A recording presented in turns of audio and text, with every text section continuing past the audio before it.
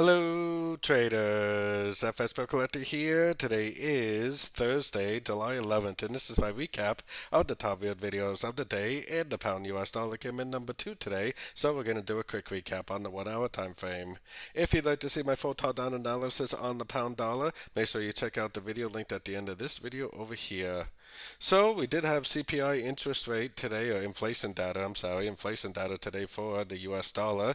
Definitely caused the US dollar to go down, definitely caused the pound dollar to go up. I was talking about that in my morning video, how I thought it was more likely that the dollar probably was going to go up. I always try to look at the bullish and bearish scenario, so that way I'm not really surprised either way. Now the question we have to ask is if we are in a correction to the last push up, or if this is possibly going to go down, make some sort of trend reversal. If it bounces from any one of these fib levels, especially if you get that ABC shape, and makes an engulfing move to the upside, I definitely would for sure continue to look for longs primarily. Definitely keep an eye for your structures. If we do start breaking structure, then it may actually indicate that we may have a bigger move to the downside on like the 4-hour and daily time frame.